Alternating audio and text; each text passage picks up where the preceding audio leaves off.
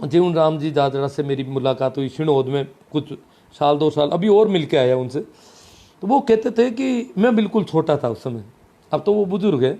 वो कहते मैं छोटा था, परंतु मैंने बलदेव राम जी का भाषण सुना, हल तो चलाना लग गया था, परंतु उससे सुना तो मैंने घर में आकर के लड़ाई करनी शुरू कर दी कि मैं तो पढ़ूंगा। वो रोज़ घर से अपने बाप से, बाप के पढ़ी जरा खाएगा ही, तू पढ़ेगा, तू सबसे बड़ा है, हल चलाने लायक हुआ है, तू पढ़ेगा तो खाएंगे क्या, तू कहीं खाए पढ़ी जरा। अब उनके धुन हो गई, बलदेव राम जी ने कहा, और वो रोज़ घर वालों से करते मैं पढ़ूंगा, तू खाएगा ही पढ़ी जरा, क्योंकि सभी काम करते थे, सबका पेट भरता था। एक भी आदमी काम, औरत बच्चे बच्चियां सभी लोग काम करते थे, तब जाके सबका पेट भरता था, अन्यथा तो पेट भरने का प्रश्न नहीं था। इतना शोषण था बुरी तरह से, जागीरदार का शोषण, मंडी फंडी का शोषण, चारों ओर से शोषण था। तो इस शोषण के बीच में सभी लोगों को काम करना पड़ेगा। तो वो कहते थे, फिर उन्होंने, मैंने कहा और क्या सुना आपने बलदेव, कि बलदेव राम जी ने एक बात गलत कह दी। क्या? कि बलदेव राम जी ने कहा कि मेघवाल थोड़े दूर बैठे थे, मीटिंग के पास में नहीं थे। तो बलदेव राम जी ने कहा वो वहाँ क्यों बैठे हो, क्या बात है? कि जरा गाँव वालों ने कहा कि ये तो मेघवाल है, आ जाओ आप मेघवाल हो तो क्या फर्क पड़ता है। फिर वो आए नहीं डर के मारे, क्यों आज मैं बैठा हूँ, आज आप मंदिर में घुस सकते हो, सब बराबर है। ये बात बलदेव राम जी ने कही तो वो जीवन राम जी को भी ठीक नहीं लगी। उन्होंने कहा ये बात तो उन्होंने गलत कही। तो मैंने कहा फिर मेघवाल आए, कि मेघवाल तो थोड़ी सी जगह छोड़ी उन्होंने, थोड़ा बहुत तो आगे पीछे हुए, परंतु ज़्यादा इधर नहीं आए। और मंदिर में वो गांव वालों की आंखें देख ली उन्होंने। मैंने कहा तो यहाँ तो मेघवाल काफ़ी संख्या में है, तो वो कहने नहीं, इतनी हिम्मत उस समय मेघवालों की नहीं हुई। और गांव वालों ने कह भी दिया कुछ एक ने तो धीरे धीरे कि ये तो अभी चले जाएंगे, बाद में गांव में रहना है। तो इस प्रकार मतलब इतना उनका वो था कि बिना किसी भेदभाव के इस प्रकार लोग रहे। मुझे बीच में भटक रहा हूँ, थोड़ा थोड़ा इधर उधर हो गया। खियूसर वाली जो घटना था उसको थोड़ी वापस कह देता हूँ। खियूसर में उन लोगों को बहुत, श्री राम जी सो को बहुत प्रताड़ित किया, बहुत दुख दिया गया। इसी प्रकार खियूजी लकारा थे, खियूसर के लकारा जाति से थे, वो भी खेती करते थे। लकारा सारी जातियाँ खेती करती थी, लाख में कोई कमाई नहीं थी इतनी, तो लखारा थे। तो खियूजी लखारा को, वो भी श्री राम जी की तरह ही दबंग थे बड़े। और खियूसर गांव में ठाकुर के सामने बोलने की हिम्मत रखते, तो ठाकुर करे क्या? गांव में ये तो बेइज्जती होती है कि ठाकुर साहब के सामने बोल रहा है, जबान लड़ा रहा है, सामने देखना भी खराब होता है, बोल रहा है। तो कहते हैं कि खियूजी लखारा को खाट में डाल करके, बांध करके, खाट के दोनों ओर पैर बांध के आकला के धोरों में डलवा दिया गया। और श्री राम जी सो को खियूसर की किले की जेल में डाल दिया गया। वहाँ से श्री राम जी सो कैसे भी करके निकल गए, दीवार फांद के कैसे करके निकले वो। और उनको बहुत, खियूं जी को भी बहुत यातना दी, उनको तो दी, तो जैसे तैसे उनको वहाँ से निकलवाया खियूजी लकारा को।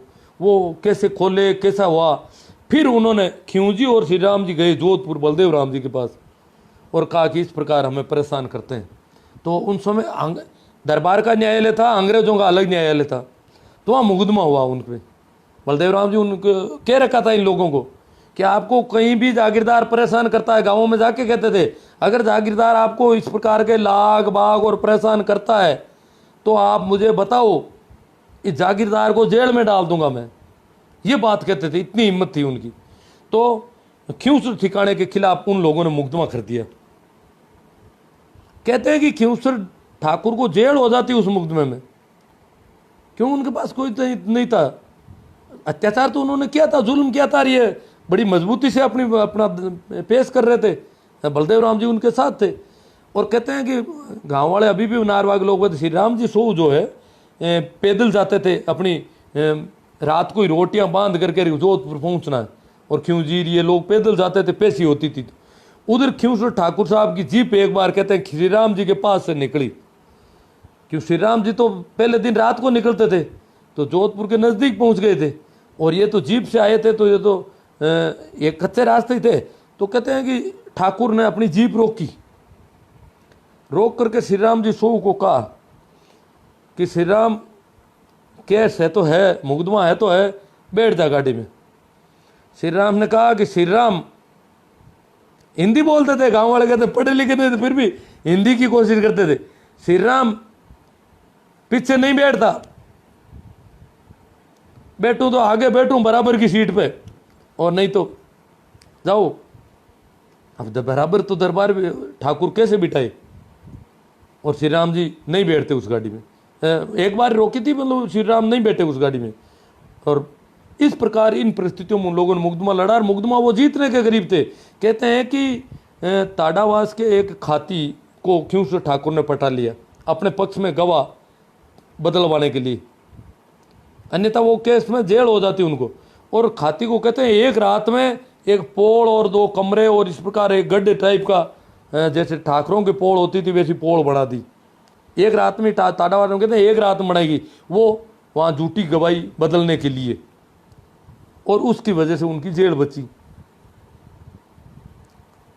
वैसे मुझे बताया कि एक मोड़ी के खाती थे, उनको बलदेव राम जी ने कहा कि आज़ादी के बाद कहा कि आज़ाद हो गए, इन ठाकुरों की ज़मीन नहीं है, अब तुम अपनी खेती करो, और खेत में जो अनाज होता अपने खेत घर ले जाओ, जितनी खेती चाहो करो, और अनाज जितना भी होता है घर ले जाओ, किसी को देने की जरूरत नहीं है, देश आज़ाद हो गया, जागीरदारी समाप्त हो गई, जागीरदारों का राज नहीं रहा, दरबार का भी राज नहीं रहा, इसलिए आप तो अनाज जो है घरों में ले जाओ। पर लोग तो डरते थे, मतलब आज़ाद होने के कई वर्षों बाद तक कई गांवों में अनाज ठाकुर के लोग ले लेते थे। तो कहते हैं कि वो बलदेव राम जी ने एक कागज़ दे दिया किसी को कि ये मैं लिख के देता हूँ, आप अनाज ले जाए। वो कागज़ में क्या था, वो कोई पैम्पलेट टाइप का था। तो वो कहते हैं कि एक खाती के पास वो कागज़ था, और मोड़ी गांव के लाटे वो कणवारिया खड़े थे, लोग खेतों से जोत के आए अनाज से भर कर के गाड़ियाँ, और डर था कि ठाकुर के गढ़ के सामने से तो निकल नहीं सकेंगे, दूर से रास्ते से निकल करके वो गांव में घुसना चाहते थे। ठाकुर के आदमियों ने घोड़ियाँ लेकर के वहाँ आ गई।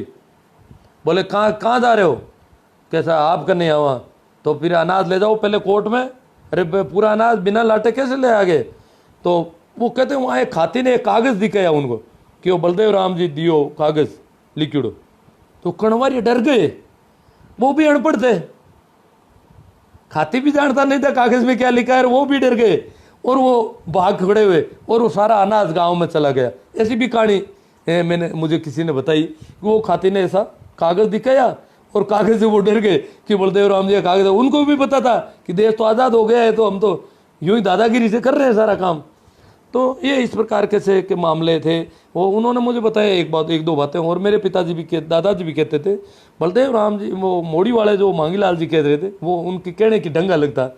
उन्होंने अभी थोड़े दिनों पहले उन्होंने कहा कि बलदेव राम जी ने कहा कि खेती करना छोड़ना पड़ेगा आपको, दूसरे धंधे पकड़ोगे तब प्रोग्रेस होगी, विकास तब होगा जब प्रत्येक व्यक्ति पढ़ेगा और खेती का काम छोड़ोगे तो आप आगे बढ़ोगे, नहीं तो आगे लोग कहते देखो माँ तो खराब हुई डी साहब को, खेती को काम कर छोड़ जन आगे की कर बदा, खेती छोड़ दे जन भूखा मारा मर जा।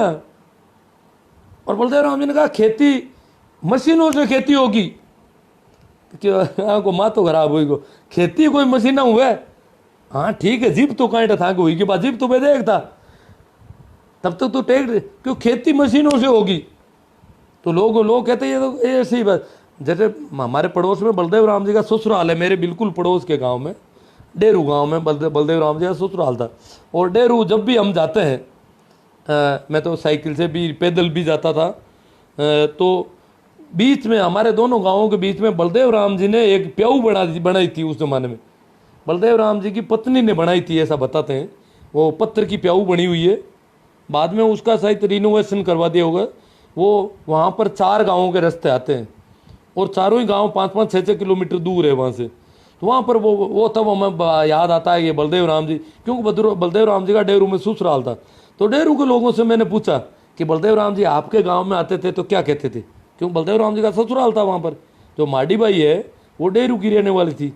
तो बोले कि हमारे तो क्या है कि बूढ़ियों को, बूढ़ा आदमी है उनको बात कहते थे थोड़ी बहुत, पर वो लोग जो है। मैंने कहा भाई आपका गांव मौसर में सबसे आगे चल रहा मृत्यु भोज में, जबकि बलदेव राम जी इसके खिलाफ थे। कि वो बलदेव राम जी तो कहते थे, पर लोग बलदेव राम जी की ये बात तो मानते नहीं, दूसरी बातें भी ज़्यादा नहीं मानते थे कि बलदेव राम जी तो यूँ ही करे। बलदेव राम जी कहते थे मशीनों से खेती होगी, ये होगा वो होगा, बच्चों को पढ़ाना पड़ेगा, अनपढ़ की कदर नहीं रहेगी, बिल्कुल सब बच्चे पढ़ेंगे, लड़कियां भी पढ़ेगी, ऐसे कहते थे तो लोगों को ये होता लड़कियां भी पढ़ेगी। वो तो लड़कियों को पढ़ने का जब वो कहते थे लोग होते इस बार भैंस पढ़ेगी क्या, मतलब लड़कियों को तो बकरियों के भैंसों के बराबर समझते थे, वो लड़की कैसे पढ़ लगी, मतलब लोगों को समझ में नहीं आती है बातें। इस प्रकार की बहुत प्रोग्रेसिव बातें वो कहते, और उनमें वो कहते थे ये और सब बातें तो उनकी हो गई जैसा उन्होंने कहा, ज़्यादा ही हो गई, पर एक बात वो उन्होंने कहा कि ये ज़मीन आपके पास ज़मीन नहीं रहेगी, वो नहीं हुई अभी, वो अभी होनी है। भूमि अधिग्रहण वाले आ गए हैं, व्यापारी शिकंजा कस रहे हैं देश की सत्ता पर, और धीरे धीरे वो ज़मीन निकल जाएगी हाथों से किसानों के। वो एक काम बाकी है, वो बता रहे थे, मांगीलाल जी कह रहे थे और तो बलदेव राम जी सब बातें सही हुई कि पे क्यों जमी थांगन कौन रेवेली थांगन जमी छोड़े लगन लोग। मारवाड़ी में अच्छा लगता, पर हो सकता है कुछ लोगों को समझ में कम आए तो ये कुछ बातें हो सकता है मेरी छूट गई हो, कुछ हो गई हो, जितनी करना चाहता था काफ़ी बातें हो गई है शायद। अच्छा यही रहेगा, क्योंकि एक फ़ोन बार बार आ रहा है, अच्छा यही रहेगा कि हम अब मैं आपके प्रश्नों को, आपके जो कमेंट आए उन पे चर्चा करूं, क्योंकि शायद लाइव सेशन काफ़ी लंबा चल पड़ा है। मारवाड़ी का काफ़ी लोग कहते हैं आपको हिंदी समझ में आ रही, तो मैं सोच रहा हूँ चलने दो यही। कुछ ऐसे लोग हैं जो कहते हैं कि मारवाड़ी हमारे समझ में नहीं आ रही है, ये दिक्कत हो जाती है कई बार। अब मैं कमेंट ही लेना शुरू कर रहा हूँ आपके सीधे से, आराम से बैठ जाऊँ। तो एक तो सबसे बहुत ज़्यादा लोग आ रहे हैं, और बहुत ज़्यादा लोगों ने इसमें सहयोग दिया है। ज़्यादा से ज़्यादा मेरे हिसाब से आप शेयर भी करेंगे, वो सारा करेंगे। और जो मेरा फेसबुक पेज तो अब अभी मेरा ज़्यादा नहीं चल रहा है, मेरी यूट्यूब है चैनल है, उसको भी ज़्यादा से ज़्यादा लोग सब्सक्राइब करें और उसमें कमेंट वगैरह करें थोड़े, इससे हेल्प करने के लिए ये अब मुहिम आगे बढ़ाएं अपन। तो अब मैं कमेंट ले रहा हूँ आपके। बाड़मेर से चौधरी रामदयान जी, हाँ थे जी बाल गजेंद्र जी हटीला, सर आज की कहानी हमें बहुत ही रोचक लगी, बहुत बहुत धन्यवाद आपको, ऐसी ऐतिहासिक कहानियाँ सुनाया करें। गजेंद्र जी हटीले नागड़ी से है शायद, तो इन्होंने कहा कि बहुत बहुत धन्यवाद और अच्छी लगी कहानी, ऐसी ऐतिहासिक कहानियाँ। क्रांतिकारी लाइव है बलदेव जी कह रहे हैं, हाँ बातें हैं वो, देखो उन परिस्थितियों में वो लोग रहे थे। सराहनीय कदम राजू जी खदाव। तो हाँ भूरा राम जी कप्तान, तो भूरा राम जी एक तो कप्तान साहब थे बोड़वा गांव में नागौर में, पेड़ाद सिंह जी, पेड़ाद राम जी वो भूरा राम जी भाई थे, पर वो थोड़े उस समय के। आप किस गांव में कप्तान बता रहे हैं? गणपत जी डीडोना साइड में कहीं, अम्बापा डीडोना होंगे, पर वो कप्तान उन बद्री राम जी की उम्र के होंगे लगभग, उससे कम के होंगे। सेकेंड वर्ल्ड वार में काफ़ी लोग थे गाँव में, गाँव के, जो उस समय थोड़ी बहुत पढ़ाई करके नौकरी में चले गए थे।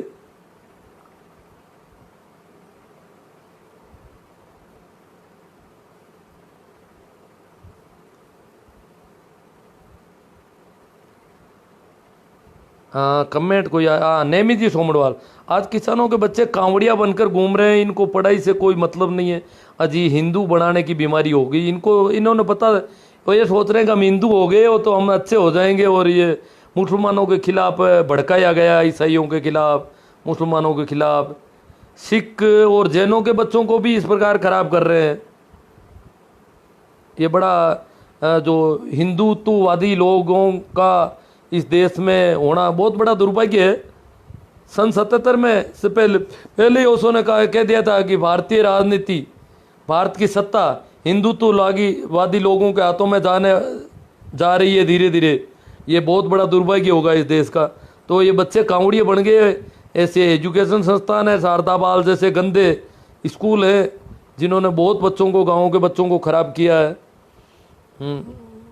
बलदेव राम जी कहते हैं ज़्यादा से ज़्यादा शेयर करो योद्धे साथियों। बलदेव चौधरी बलदेव जी कह रहे हैं किसान कमेरा वर्ग के क्रांतिकारी विचारक जिंदाबाद। ठीक नहीं। मैं तो क्या जिंदाबाद है वो तो मेरे कोई ज़्यादा काम नहीं आती, पर खैर इनके भाव है। देखो भाव हो जाता है, ये भाव भर गए। जो बातें सुनी डाकू वाली बातचीत बीच में छूट गई। हाँ, डाकुओं ने जो किए थे उस पर थोड़ी और चर्चा कर लेते हैं अपना। चलो, अटिला जी कहते हैं तो डाकुओं ने जैसे मेरे पांचाराम जी के पास साथ हमला अशोक के पांचाराम जी भाकल थे, वो बलदेव राम जी की टीम के एक तरह से आदमी। टीम के तो क्या, टीम में तो गुल्ला राम जी वो लोग माने जाएंगे, रामदास जी वगैरह, परंतु गांव में रह करके जागीरदार से सामना करना, अशोक ठाकुर भी बहुत दबंग थे और उनसे सामना करने की बात कर लेना ये छोटी बात नहीं थी। तो इस प्रकार के लोग थे। तो कहते हैं कि उनको मारने के प्रयास हुए कई बार, एक दो बार गोलियां भी इधर उधर चली। हमारे हीरा राम जी को तो आज़ादी के बाद में गोलियां चली और गोलियां लगी, परंतु फिर भी वो उसके काफ़ी बाद में मरे। हीरा राम जी चौधरी जो मेरे गांव के थे, उनका वो बड़े दबंग आदमी थे सब। कहते हैं कि शंकुवास ठाकुर ठिकाना भी बहुत बड़ा था पुराने ज़माने में। तो कहते हैं कि शंकुवास का ठाकुर जोधपुर दरबार का होम मिनिस्टर होता था, गृह मंत्री शंकुवास का ठाकुर होता था। तो शंकुवास का ठिकाना भी काफ़ी बड़ा था। तो वहाँ पे उन्होंने कोई पंचायती के लिए मीटिंग बुलाई, 4 चौधरियों को बुलाया कि इलाके के 4 प्रमुख चौधरियों को, जाटों को बुलाया जाए। तो उसमें हीरा राम जी कहते हैं साइकिल लेकर के वहाँ गए थे। तो उस समय हीरा राम जी के पास साइकिल थी, जागीरदारी के ज़माने में भी। तो वो ज़्यादा आगे के आदमी थे। तो हीरा राम जी कहते हैं कि वहाँ गए तो शंकुवास ठाकुर साहब के जो आसन लगा हुआ था, कुर्सी थी, उसके बराबर एक बहुत बड़ी कुर्सी और थी। तो उस पर जाकर के हीरा राम जी बैठ गए। तो शंकुवास ठाकुर को बड़ा यूँ लगा कि ये क्या बात है, क्या मैं कोई सपना देख रहा हूँ, या आदमी कैसे बैठ गए यहाँ आकर के। तो उसने पूछा आप, क्या मैं हीरा राम चौधरी बाकरोत। अरे हीरा राम जी चौधरी, आप यहाँ कुर्सी पर कैसे बैठे। तो बोले मुझे बुलाया था आपने निमंत्रण दिया था हम लोगों को, तो आपको तो पंचायती करने के लिए बुलाया था, ये कुर्सी मोड़ी ठाकुर साहब के लिए है। बोले पंचायती कैसे होगी फिर, अगर हम लोग वहाँ नीचे बैठे थे 2-3 चौधरी। हीरा राम जी ने कहा हम लोग वहाँ बैठेंगे तो आपकी हाँ में हाँ मिलाएंगे, आप आदेश करोगे, वो पंचायती कैसे होगी। ये तो आदेश, जो आप आदेश करोगे उनकी हाँ भरवाने के लिए बुलाया क्या हमें। पंचायती होगी तो बराबर बैठ के होगी, आप इतने ऊपर बैठे हो, ये नीचे 4 आदमियों को बिठा दिया और कह रहे हैं पंचायती कर रहे हैं। वो तो वहाँ से आदेश होंगे और यहाँ मानने होंगे। मतलब ये भी एक मानसिकता होती है कि इस प्रकार अगर आप ऊपर बैठोगे और ये इतने नीचे बैठेंगे तो ये समान विचारधारा से विचार विमर्श नहीं हो पाएगा ये। तो हीरा राम जी इस बात को जानते थे अच्छी तरह से। तो ये मानसिक रूप से दबाव होगा नीचे बैठने वालों पर, ये पंचायती नहीं हो रही है। तो हीरा राम जी ने सीधा इतने बड़े ठाकुर को सीधा कह दिया। तो कहते हैं कि शंकुवास ठाकुर को खुद को नीचे आके बैठना पड़ा हीरा राम जी के सामने, क्योंकि उस ठाकुर को भी पता था कि हम ये तो डर बनाए रखने के लिए इस प्रकार का ये प्रोटोकॉल काम में लेते हैं, ताकि लोग इस प्रकार रहे, अलग थलग पड़े रहे। तो इस प्रकार का मामला था। और भी कुछ बातें करेंगे बाद में। देखो कुछ मैं देखता हूँ लंबा हो गया सेशन, दोनों समझ में आ रही। मतलब मारवाड़ी थोड़ी आकर्षक होती है। जो मैं मारवाड़ी बोलता हूँ तो मतलब बिल्कुल बहुत गहराई से बोलता हूँ, फिर ठीक जैसी सुनी है वैसी कह देता हूँ, तो लोगों को बड़ा मज़ा ज़्यादा आता है। पर मज़ा इसलिए ख़राब करना पड़ रहा है कि उन लोगों को भी पता चले कि जो नहीं समझ पा रहे हैं। ईश्वर जी सारण को ज़बरदस्त लगा आज का लाइव गुरु जी। मुकेश जी भाकल JNU से, जोधपुर से। मुकेश तो हाँ भाकरोद का ही है, ये तो JNU में पढ़ता है इसलिए लिखा हुआ है। आज बलदेव राम जी की बातें बहुत अच्छी लगी। चलो, रेवंत राम शीला, महिला को बराबर का दिलाने व बाबा साहब का अहम योगदान। बाबा साहब तो उन्होंने संविधान बनाया था, तो संविधान बनाने में जो आदमी थे तो वो तो बाबा साहब का तो रोल है ही, पूरा संविधान उन्हीं का रोल है। हालांकि बाद में देखो किसानों को जमीन दिलाने में बलदेव राम जी का बहुत बड़ा आज एक एक जाति के पास जमीन है। जमीन कहाँ थी? जमीन का अगर देखो आप अचरज करोगे, जमीन पहले सिर्फ राजपूतों के पास थी। आज़ादी से पहले सिर्फ राजपूतों के पास जमीन थी मारवाड़ में। मैं मारवाड़ तक की बात करूं, आगे क्यों जाऊं, आगे नहीं जाऊंगा। तो मारवाड़ में केवल राजपूतों के नाम थी, बाकी जातियों के नाम जमीन इंच पर भी नहीं थी। हम लोग क्या थे, इनके कृषक थे। तो कृषक थे तो हम उस गांव में रह जाते थे और उनके खेतों को बोते थे, उसमें से आधा अनाज वो ले जाता, आधा हमारे रह जाता और हमारा पेट भर जाता। तो जमीन हमारी नहीं थी। और कहते हैं कि गांव में कोई जाट या दूसरी जाति का आदमी मकान बनाने की बात करता है, थोड़ी से पक्का पत्थर ला करके मिट्टी से थोड़ा पत्थर खड़े करता, तो कणवारिया वगैरह पूछते कि इनके पेड़ा है गए नीचे, इसके टाई पहिए हैं क्या नीचे? कैसा पेड़ा तो कोने। तो यहाँ तुम्हारा कोई पक्का पट्टा है क्या, तुम यहाँ मकान बना रहा है? यहाँ रहने कौन देगा? कल जागीरदार निकाल देगा तो निकलना पड़ेगा, क्योंकि वो तो उनकी कृपा पर ही उस गांव में रहते थे। जागीरदार की इच्छा के बिना गांव में एक दिन भी कोई आदमी रह नहीं सकता था, क्योंकि सारा गांव उसके पट्टे में था, सारा गांव उसकी जागीर था, उसकी जमीन थी पूरी, वो मालिक था, भूस्वामी था उस जमीन का। बाकी गांव के लोगों के पास एक इंच भी जमीन थी। हाँ, राजपूतों के पास जमीन थी। पूरे मारवाड़ में प्रत्येक राजपूत के पास जमीन थी, चाहे 2 बीघा हो और 5 बीघा हो और 50 बीघा हो। राजपूतों के लिए दरबार की तरफ से छूट थी कि राजपूत अपने भरण पोषण के लिए खेती करें खेतों में, और उनसे कोई एक दाना भी नहीं लेगा, खेती करें और खाएं। तो राजपूतों के लिए अलग जमीन थी, परंतु बाकी किसी जाति के लोगों को अलग जमीन नहीं थी। हाँ, जागीरदार 90% से ज़्यादा राजपूत थे। 90 से क्या थे, 95% से ज़्यादा राजपूत थे। और बाकी के जो 5% थे उसमें चारण थे, काफ़ी राजपुरोहित थे, ब्राह्मण थे। ये 3 जातियाँ और जागीरदार थी। ब्राह्मणों को भी छोटे मोटे गांव दिए जाते थे। चारणों को काफ़ी जागीरें थी, राजपुरोहितों के पास भी कुछ जागीरें थी और कुछ गांव थे। जाटों के पास मेरी दृष्टि में, बहुत ज़्यादा लोग सुन रहे हो, आप पता होगा, सिर्फ 2 ही जागीरें थी, कुचेरा के मिर्दा और भाखरोद के मिर्दा। कुचेरा के मिर्दा के पास मिर्जास गांव था और भाखरोद वालों के पास डूडीबास गांव। ये भू मालिक थे। जाट केवल 2 ही जाट थे जो जिनके पास जमीन थी खुद की, बाकी किसी जाट के पास जमीन नहीं थी। और कोई मिर्दा हो जाटों में कहीं हो तो मैंने सुना नहीं, बाड़मेर में या नागौर में, कहीं पूरे मारवाड़ में नहीं सुना। ये 2 ही जाटों के घर है, जो वो तो राढ़ गोत्र के जाट थे और भाखरोद वाले भाकल हैं। ये इनकी गोत्र अलग है, मिर्दा कोई गोत्र नहीं है। ये इन लोगों के पास जागीर थी जमीन। भाखरोद में जागीरदार के अलावा दूसरे मिर्दा के पास भी एक ज़मीन थी, उसका नाम, उसको क्या कहते थे, भोम।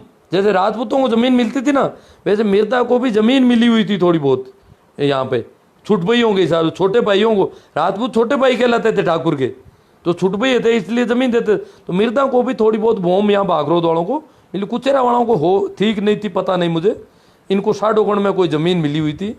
और भाखरोद की जो ज़मीन थी उसमें मिर्दा से भाखरोद का जागीरदार आधा दान नहीं लेता था, सिर्फ बाकी जाटों से, सभी से, भाकल थे दूसरे जाट, उनसे भी आधा लेता था। खाती कुमार सभी जातियों से आधा ले जाता था। राजपूत तो अपनी अलग ज़मीन थी, उनसे तो कोई ले ही नहीं सकता। और मिर्दा से 1/3 लिया जाता था। मिर्दा के लिए ये छूट थी। मिर्दा गोत्र जो जाट थे, जिनको दरबार की तरफ से मिर्दा की पदवी थी, उनको छूट थी। तो ये ज़मीन का मामला ऐसा था कि मारवाड़ की सारी ज़मीन राजपूतों के नाम थी। फिर वो ज़मीन हुई राजस्थान सरकार के नाम। फिर किसानों को ज़मीन दिलवाई गई। ये बलदेव राम जी मिर्दा के जाने के बाद में कुंभाराम जी आर्य और बलदेव राम जी भी किसान सभा का जो विलय किया गया था, किसान सभा थी, राजस्थान किसान सभा बन गई। तो जो मारवाड़ किसान सभा थी वो बाद में राजस्थान किसान सभा बनी और उस किसान सभा का विलय कांग्रेस में किया। तो नेहरू जी से इस बात का समझौता हुआ कि ये ज़मीन जो है किसानों को दी जाएगी। जो किसान ज़मीन बोता है वो ज़मीन उसको मिलेगी। तो हमें ज़मीन दिलाना, शिक्षा दिलाना, सारा सब कुछ जितना करना था वो संघर्ष। बलदेव राम जी संघर्ष नहीं करते थे क्या फ़र्क पड़ता। उनका बेटा लंदन में पढ़ रहा था, रामनिवास जी बैरिस्टर होकर के आए थे लंदन से पढ़ के, तो उनको कोई कमी नहीं। वो नहीं चाहते कि क्यों जागीरदारों से लड़े। जगह जगह बंदूकें लिए लोग आते थे, उनको मारने की बातें होती थी, परंतु उनके दिल में दर्द था हमारे प्रति कि इन लोगों को मैं अधिकार दिला दूं, इनको जमीन दिलाऊं, इनको शिक्षा दिलाऊं। ये पीड़ा थी उनके। आज के नेताओं की तरह नहीं थे बलदेव राम जी, ऐसा मत समझना आप। आज के नेता जो इधर उधर होटलों में बिकते फिर रहे हैं या खरीदते फिर रहे हैं, ऐसे नहीं थे। उनके वास्तव में दर्द था। उन्होंने एक एक बच्चे को पढ़ाने के लिए इतना दर्द लिया था, इतना संघर्ष किया था। उनसे संघर्ष करना पड़ता था। जहान हथेली में रख करके वो जिंदा रहे थे। डाबड़ा कांड सुना होगा आपने, कितने किसानों को मार दिया गया वहां पर। तो इस प्रकार ये कंडीशन थी।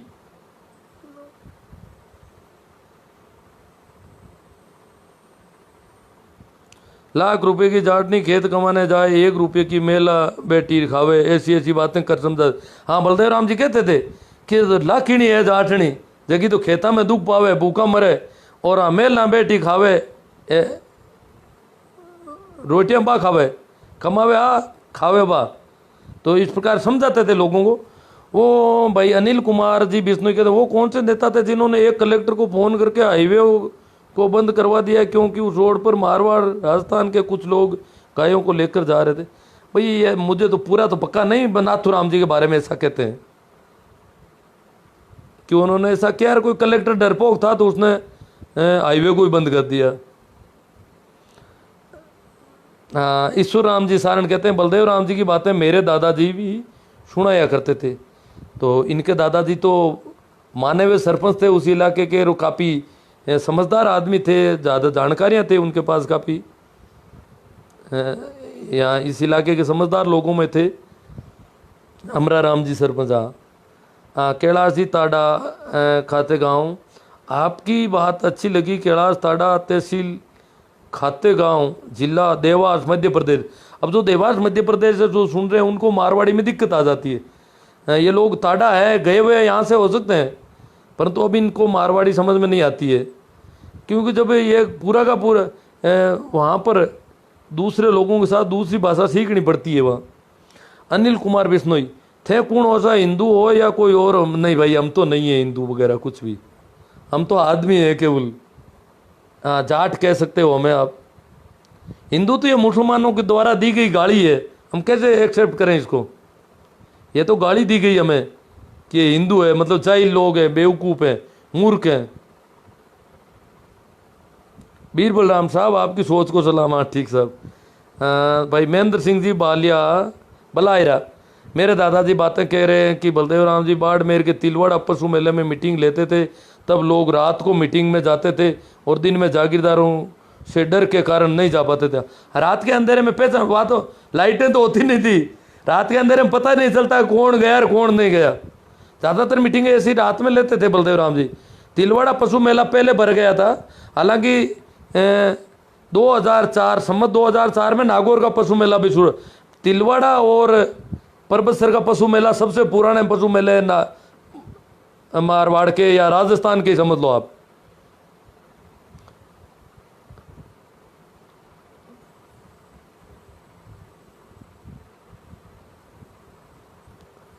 भाई बाल किशन जी जा जरा जेल से, आप जैसे कम ही मिलेंगे जो इतनी ज्ञान की बातें बताने के लिए। अब मिलने के आपसे सीधी बात हो रही है, मिलने की सुविधा हो गई तो बातें कर रहे हैं अपने क्या। बाकी ऐसी बातें और भी बहुत लोग कहेंगे आपको, आप कहीं सुनोगे। हाँ भाई शंकर लाल जी रोम रोड गुलर हमारे पास है, वहाँ बलदेव राम जी आए थे और ठाकुर के बराबर बैठे। हाँ गुलर में, हाँ ठाकुर के बराबर वो तो बैठ सकते, वो तो दरबार की तरफ से DIG थे, पुलिस के बहुत बड़े अधिकारी थे, तो ठाकुर को डर लगता था ना बलदेव राम जी थे। तो गांव वाले डरते थे कि ये बहुत ज़्यादा खड़े हो गए, खेंकारे कर रहे हैं, अमल लिए हुए हैं, कहीं मार नहीं दे किसी को। अब ये कमेंट पता नहीं कहाँ जा रहे हैं। सर कहते हैं अरे डाकुओं के बारे में अभी बताओ सर, अभी 500 लोग सुन रहे हैं। आज सुन तो रहे हैं, पर मैं डाकू तो क्या, वो तो बाहर निकले हुए लोग थे जी।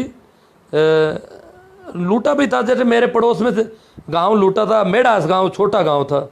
और मेढ़ास और इधर ये कालियास, ये कुछ गांव है, काली ज़मीन थी और बहुत अधिक पैदावार होती थी, बहुत ज़्यादा पैसे वाले गांव माने जाते थे। सबसे ज़्यादा गहने वहाँ की औरतों के पास होते थे।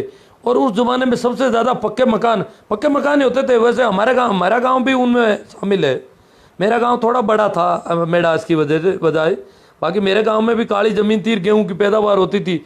इसलिए हमारे गांव में भी जैसे अगर थली में इधर मरुस्थल में देखेंगे तो जाटों के पास तो पक्के मकान, अभी मैं जब स्कूल में नौकरी करने लगा तो एक स्कूल का बिल्डिंग ही थी, बाकी सारे झोंपड़े थे गाँव में, करीब करीब ढाणियों में। तो पर हमारे गांव में तो आज से 150 साल पहले भी 2-2 मंजिल तक के मकान थे। तो कालियास के पास मेढ़ास गांव, उसमें गांव में गेहूं बहुत जाता था, ज़मीन बहुत उपजाऊ थी और गेहूं होता था, छोटा गांव था। तो चिमनिया नाम का डाकू आया था, इसी कहानी कहते हैं। तो चिमनिया और उसके साथी आ गए। वो तो एक तलवार या नकली बंदूक भी दिखाते थे, गांव वाले तो डर जाते थे। अब कौन उसको पकड़े और कौन उसको कब्जे करे। कई जगह लोग इनकी बंदूकें भी कोस लेते थे, हिम्मतवर लोग, और क्या करें, वैसे ही मरना ही है तो और क्या करें। तो चिमनिया गांव ने कहते हैं उस मेढ़ास गांव को लूटा था। और कहते हैं तेल में गांव के बीच में भट्टी लगाई और तेल डाला कड़ाव में और गर्म किया उसको। तेल उपान पर आ गया तलने के बिंदु पर, जब तला जा सकता है कुछ, तो फिर लोगों को बुलाया कि भाई धन जो भी है वो लाके। तो कहते हैं कि लोग जो है अपना गहना जो भी है वो ला करके वहाँ दे दिया कुछ, और कुछ घरों में घर घर गए वो लोग, तो घरों में स्त्रियों ने सारे गहने खोल के दे दिए उनको। बहुत ज़्यादा गहना लूटा गया उस गांव में। और पूरे गांव को ऐसे छोटे गांव को इस प्रकार लूटते थे। बाकी तो वो एक एक ढाणी और एक एक घर को लूटते थे कि ये गांव संपन्न घर है, उसको लूटना है। बाकी पूरे गांव को तो मेढ़ास को लूटा था। और कहते हैं कि वो कड़ाव में तेल का छींटा उछालते किसानों की तरफ, तो फपोले पड़ जाते, तो डर के मारे घर से ला करके वो गहना उनको दे देते। एक गांव में, उस पूरे गांव में एक घर में कहीं धन रह भी गया, ये भी कहानी कहते हैं। वो क्या कि वो थैली भरी हुई कहीं भूल गए किसी के घर में, उनको भी ध्यान नहीं रहता था कितना इकट्ठा किया और कितना नहीं किया। इस प्रकार की ये कहानियाँ, अब ज़्यादा तो मुझे क्या याद आएगी अभी, किसानों मार करने वाले मसीहा मिर्दा साहब थे। हाँ, मिर्दा साहब तो थे साहब, उन्होंने अपना हमारे लिए किया था। वास्तव में उनको कोई राजनीति नहीं करना, उनको एमएलए बनना नहीं था, हमारे वोट नहीं चाहिए थे। वो हमारे सामने आज के राजनेताओं की तरह भीख मांगने नहीं आते थे, इसीलिए तो वो मृत्युभोज के खिलाफ खुलकर बोलते थे। हाँ, गीत तो वो है बलदेवा राजकुमार बोमली जाटानी, बलदेव जी चौधरी भारतीय हैं, नागपुरी संतरे के लट बजाने वाले बेचारे की। हाँ, वो हिंदू वाला जवाब उनका दे रहे हैं विष्णु जी का। 500 से ऊपर लोग देख रहे हैं, आप तो 600 से भी ऊपर चल रहे हैं। अपना रास्ता देखो, पतली गली निकल जाओ नागपुरी संतरों। और यार बहुत नाराज हो रहे हैं ना विष्णु जी पर, बलदेव जी। हाँ, ये नागपुर वाली बीमारी हमारे बहुत ज़्यादा हो गई। मेरे यहाँ नेटवर्क समस्या क्या है, बीच में फ़ोन आ रहे थे शायद, अब नहीं है। नेटवर्क समस्या होती तो इतने लोग नहीं जुड़ते, थोड़ी बहुत हो सकती है। हाँ, खालसा क्या था ये पूछा जा रहा है। खालसा उस गांव को कहते थे जिसमें जागीरदार नहीं होता था और उसका रेवेन्यू दरबार के पास जाता था सीधा जमीन का।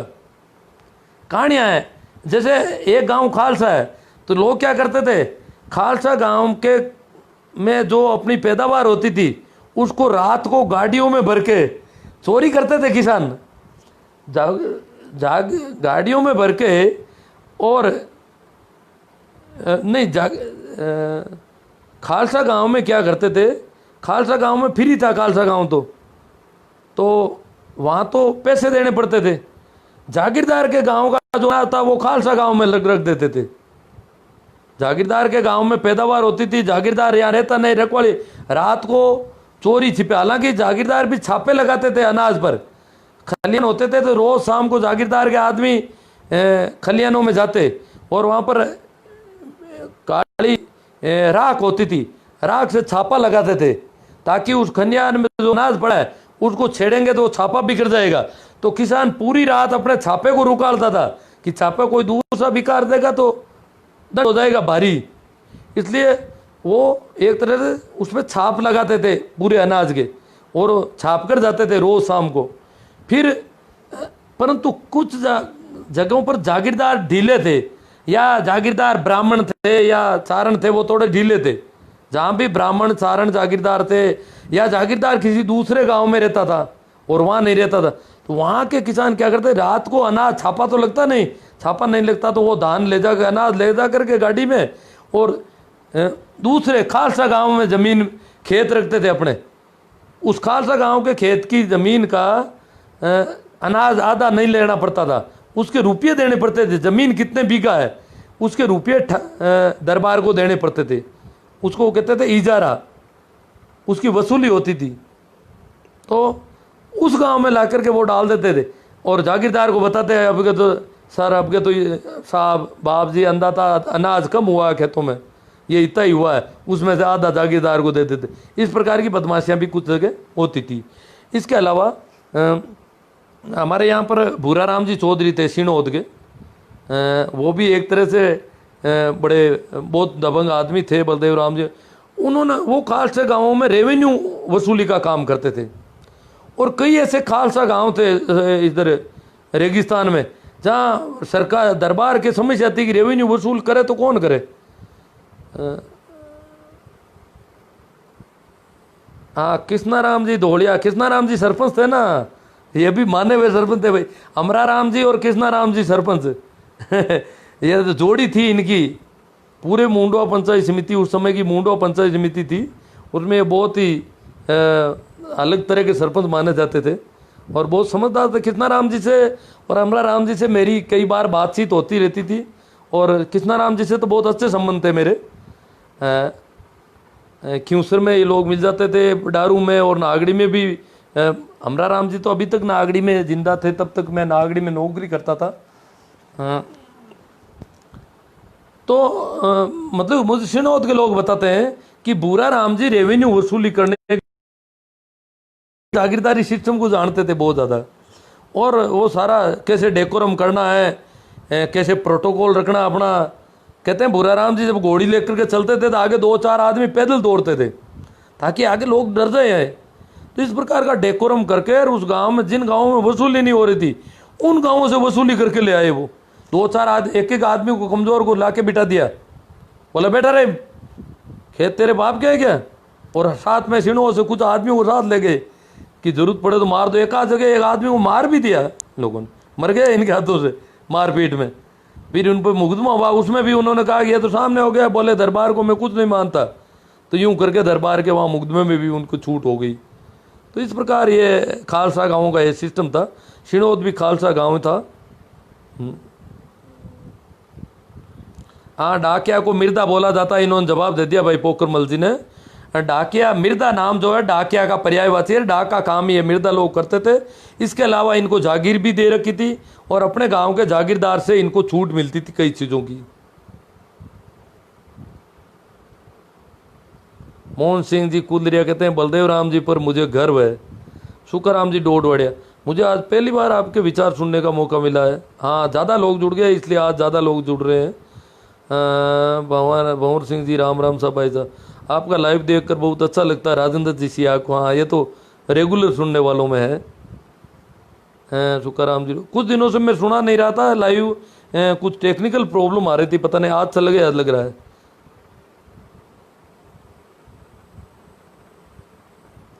बोमली जाटा रियाबाद, ये गाना तो बाद में जुड़ा, और ये गाना गाया जाता था, गाना तो उसी पे जुड़ा कि बलदेव राम को राजकुमार डिक्ले, जैसे अवतारी भी कहते थे, लोगों ने कहा बलदेव राम तो राजा है, वैसे तो वो जागीरदार थे। जैसे हमारे इनको मुआवजा मिला उन गाँवों का, हमारे जो गाँव के जो पूसाराम जी थे उनको डूडीवास गांव का मुआवजा मिला था, चांदी के सिक्के मिले थे सरकार की तरफ से। जब इंदिरा गांधी ने प्रीव्यू पर खत्म किया तो मुआवजा दिया था इनको। और हमारे गांव में ही है जो उनके साथ थे हमारे श्री कृष्ण जी सेन है, वो मुझे बता रहे थे कि मैं उस मंगनीराम जी के साथ था, मंगनीराम जी को मेजर साहब को मुआवजा मिला, और मैं जोधपुर पहुंचा के आया था, वो पे ही थी भरी हुई रुपयों से, जोधपुर नागौर कलेक्ट्रेट से मिला था मुआवजा। तो इनको जमीन का मुआवजा भी मिला था।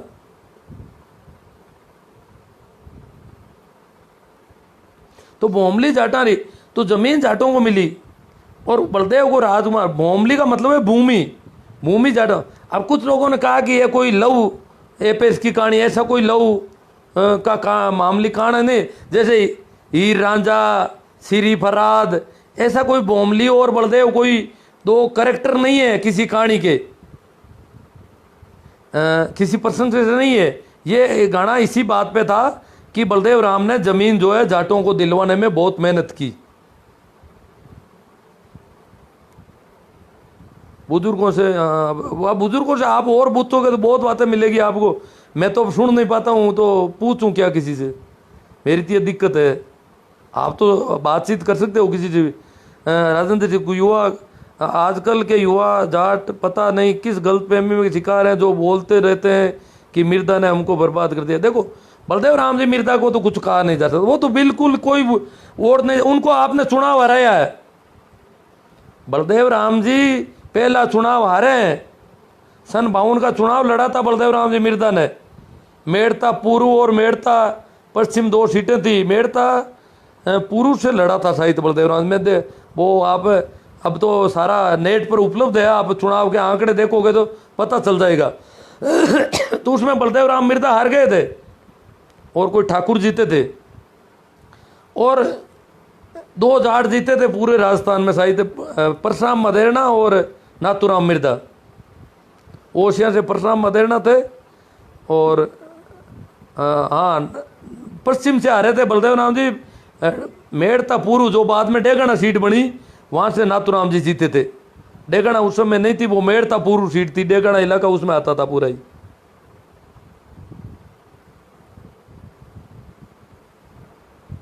तो बलदेव राम जी को कोई चुनाव नहीं लड़ना था, सिर्फ दर्द था उनके दिल में हमारे प्रति।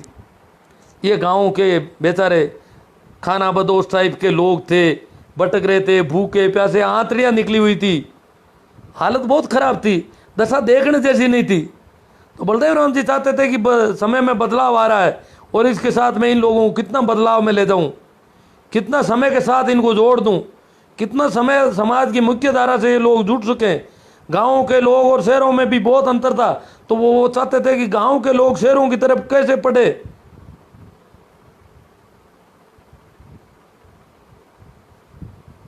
हाँ, खालसा डायरेक्ट दरबार के अधीन में आ जाता था। हाँ सही है। हाँ, तो उसमें जमीन का रेवेन्यू रोकड़ देना पड़ता था, कैश पेमेंट।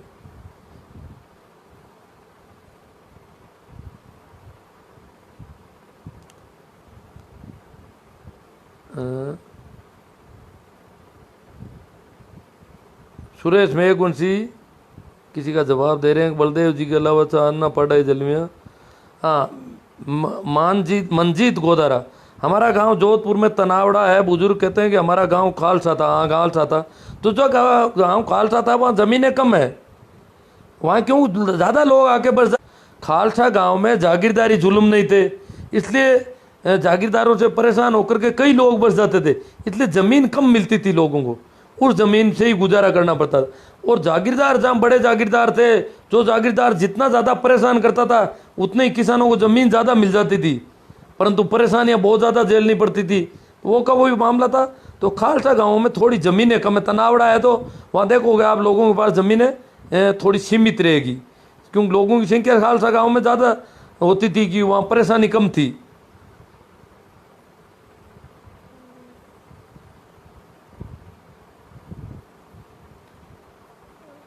हाँ, बिगोड़ी देनी पड़ती थी, जो बिगोड़ी नहीं दे पाता था उसको उस ज़मीन से बेदखल कर देते थे। हाँ सही है। जमीन तो ठाकुर की थी, वो सीधी दरबार की थी। खालसा गांव की जमीन किसी एक आदमी को पट्टा नहीं दे रखा था।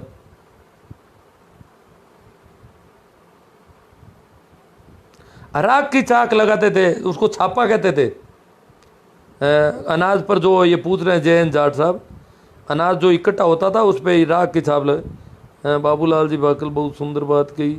सुरसुरा बीकानेर हमारा गांव खालसा था। हाँ कई गांव थे खालसा, बीकानेर क्षेत्र का था, फिर ये बीकानेर में आता था। बीकानेर का दरबार अलग था जोधपुर से। हाँ, सुगना राम जी हठीला ऐसी बातें सुनाते हैं, कुछ अपने सुनाते हैं। सुगना राम जी हमारे साथ नौकरी कर चुके हैं। हाँ मैं अध्यापक हूँ भाई। सराणा साहब भागचंद जी की पूछ रहे हैं, स्कूल टीचर।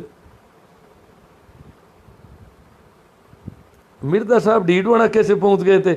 मिर्जा साहब तो सब जगह ही जाते थे, पूरे मारवाड़ में घूमते थे वो तो।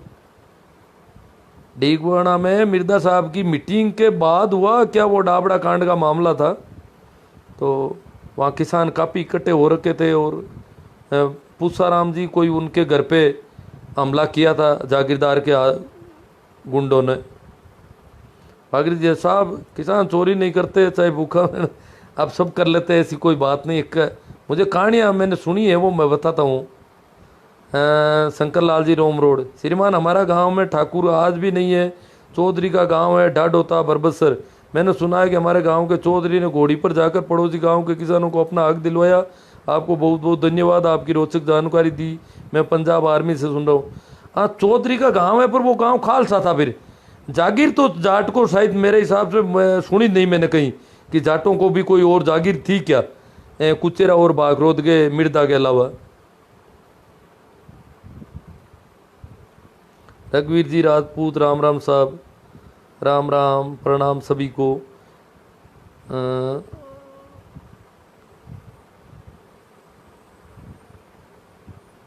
इस तरह जन जागरण करते रहो रोज ही। मैं तो काफ़ी बातें कर रहा हूँ। आज तो बलदेव राम जी की पुण्यतिथि थी तो मैंने कहा इस पर अपन बात कर लेते हैं। हाँ तपस्वी महापुरुष मिर्दा जी, हाँ उनको तपस्वी भी कहते थे लोग, कुछ लोग संत भी कहते थे, कुछ महापुरुष महात्मा जो भी है।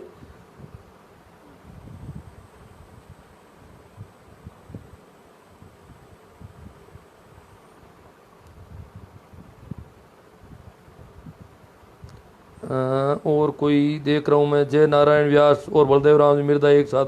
हाँ जय नारायण जी व्यास तो स्वतंत्र रूप से आंदोलन चलाते थे।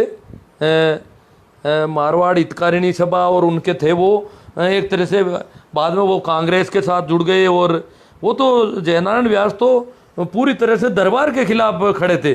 बलदेव राम जी को दरबार से थोड़ा रखना पड़ता था, दरबार की नौकरी। बाद में उन्होंने इस्तीफा दे दिया तब वो उनके साथ हो गए थे। इस्तीफा देने से पहले जयनारायण जी व्यास से उनके संपर्क जरूर थे, परंतु जयनारायण जी व्यास जो है स्वतंत्र रूप से स्वतंत्रता सेनानी थे। बलदेव राम जी को दरबार की नौकरी करते हुए ये सारा काम करता था। उनको पता था कि अगर मैं नौकरी छोड़ के आ जाऊंगा तो फिर जागीरदारों से मुकाबला करना मुश्किल पड़ जाएगा, इसलिए दरबार की तरफ से जागीरदारों से संघर्ष करने में आसानी थी उनके। हाँ भंवरलाल जी कहते हैं मैं डीडवाना में आज भी बलदेव राम जी को पूरे मारवाड़ में याद करते हैं साहब। डीडवाना में क्यों, पाली सिरोही जालोर आप बाड़मेर कहीं भी चले जाओ, जैसलमेर, पूरे मारवाड़ में गांव गांव में लोग जानते हैं बलदेव राम जी को, पुराने लोग तो।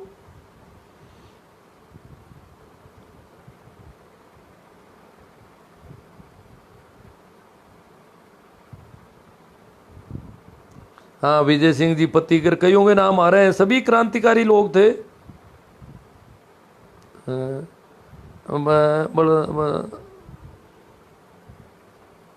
नहीं नाथूराम जी मिर्दा और बलदेव राम जी का परिवार एक है। मैं तो इतनी ज़्यादा जानकारी तो नहीं है, परंतु ये दादा पोता में नज़दीकी परिवार के थे, ज़्यादा दूर का रिश्ता नहीं था।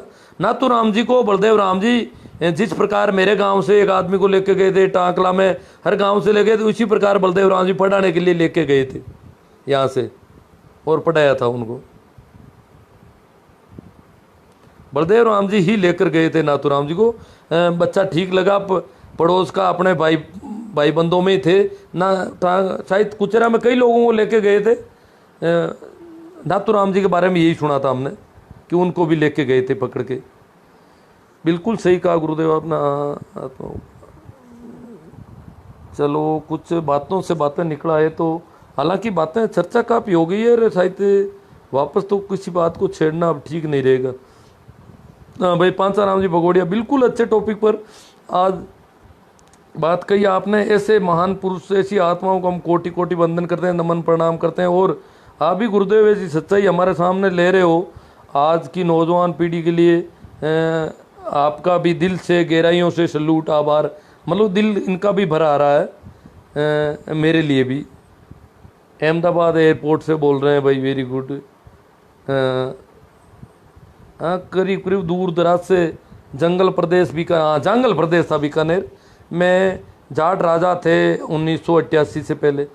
हाँ देखो, जंगल प्रदेश में नेराजी गोदारा थे, वो बहुत पुरानी बातें हैं। उस समय एजुकेशन वगैरह, ये जो मैं अभी आज़ादी के पास की बातें कर रहा हूँ, जब पढ़ाने की बातें कर रहा हूँ, उस समय अनपढ़ भी राजा थे, सारे राजा लोग भी अनपढ़ ही थे, क्योंकि पढ़ने तो नीचे जाटों को पढ़ने नहीं दिया जाता था पहले, हमारे शास्त्रों के हिसाब से नहीं पढ़ सकते थे।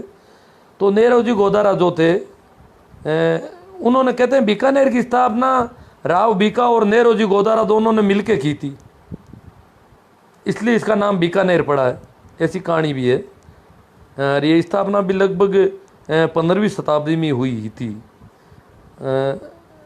लूणावास, कला, खालसा, हाँ खालसा गांव काफ़ी थे हमारे पड़ोस में, दोनों तरफ शिनोद और शिलगांव खालसा गांव थे, बनगांव खालसा था, कई गांव खालसा थे। हाँ, दाड़मी गांव में डूंगर राम जी चौधरी बलदेव राम जी के सहयोगी थे, जो डाकुओं से लड़े और शहीद हुए, उनकी याद में आंसू। हाँ, मैं नाम भूल गया भाई, डूंगर राम जी चमेल चौधरी जो थे। डूंगर राम पशु मेला आसोब में भरा जाता है, और मैं तो क्या है, पहले पशु बेचने करने आसोब जाते थे, मेले में रहा हूँ, और क्यों खेती करते थे हम भी पहले पशुओं से।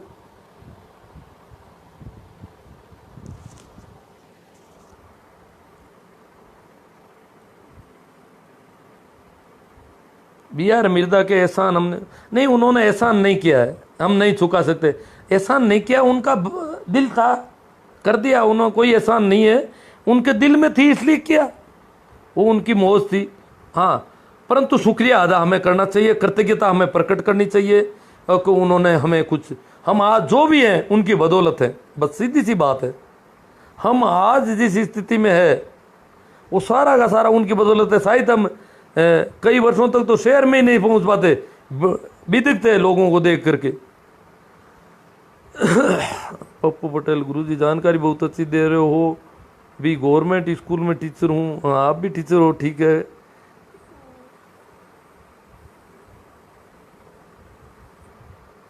आज कमेंट ज़्यादा है, शायद सारे कमेंट तो दे ही नहीं पाऊंगा। आज पहली बार आपके लाइव को बलदेव राम जी जानकारी सुनी, बहुत अच्छी लगी। राजू राम जी कदा आपकी रोचक जानकारी मैं कभी हर एक लाइव में कहीं कुछ आती रहती है। लंबा लाइव सुने कौन इतना लंबा, क्यों लंबा ज़्यादा खिंच जाता है, शायद डाटा भी खत्म हो जाते हैं कई लोगों के शाम को इस समय। मेरा ये जानकारी के लिए धन्यवाद वाले हैं ज़्यादातर तो, और कोई भी मैं सोच रहा हूँ कोई ऐसी क्वेरी और जिसको छेड़ना ज़रूरी हो तो लेते हैं। हाँ भाई, सुक्काराम जी डोडवाड़े, अम्बी की डीडवाणा से, सर कभी पधारो सा डीडवाणा गुरु जी। अरे साहब, मैं तो सुनता नहीं हूँ, करूँ क्या बातचीत तो होती नहीं है कहीं भी जाऊँ तो। खैर, आपकी बहुत अच्छी बात है, स्वीकार है, और जाता तो हूँ डीडवाणा, कई बार गया हूँ। देखो, मिलने का संयोग हुआ तो मिलेंगे।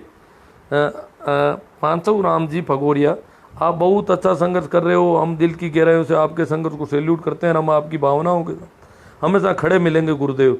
पांचू राम जी तो बहुत हमेशा खड़े मिलेंगे भाई। मैं कई तरह की बातें करता हूँ, पता नहीं कभी कभी आपकी गाड़ी नहीं फिसल जाए, क्योंकि मैं तो अपने आप से एक तरह चाय जैसी शुरू कर देता हूँ। खैर, जो भी है आपके भाव है। भवनलाल जी धाइल भीलड़ी गुजरात से बोल रहे हैं। भीलड़ी इंग्लिश वाले तो टाल ही दूँ, क्योंकि उन्हें मुश्किल होती है। हाँ, दाड़मी के एक चौधरी को महेंद्र जी गवाड़ा, वो डूंगर राम जी चौधरी थे दाड़मी के।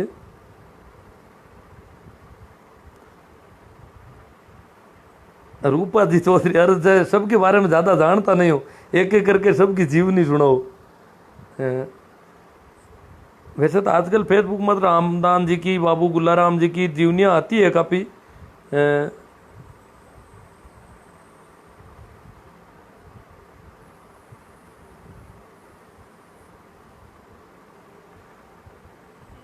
कोटि कोटि प्रणाम, ये तो सब प्रणाम, नमस्कार। चलो, जो भी है, आप लोगों ने आज बहुत अच्छा सहयोग दिया, और शायद आज तो मेरे हिसाब से 15,000 से ज़्यादा लोग सुन रहे होंगे, व्यू हो गए होंगे। और आप ज़्यादातर लोग इस पर लाइक, कमेंट और इसको शेयर करना, ये तो अब आपकी ड्यूटी है। और साथ ही मेरे जो यूट्यूब चैनल है उसको सब्सक्राइब करना। सब्सक्राइब करने से उसका प्रसारण बढ़ता है, तो इसमें कंजूसी नहीं बरतें आप, सब्सक्राइब ज़रूर करें। यूट्यूब चैनल का नाम ही शिवनारायणी नानिया यही नाम है जो मेरी आईडी का है। और आज दिन में भी कई पोस्ट हैं, मैंने लिंक डाले हैं, ये स्टेटस पोस्ट में नीचे लिंक डालता हूँ, तो कुछ तो उस पोस्ट को पढ़ के ही उस पर कमेंट करते हैं। जिनको पता है वो लिंक क्लिक करते ही यूट्यूब पर मेरा संबंधित वीडियो आता है।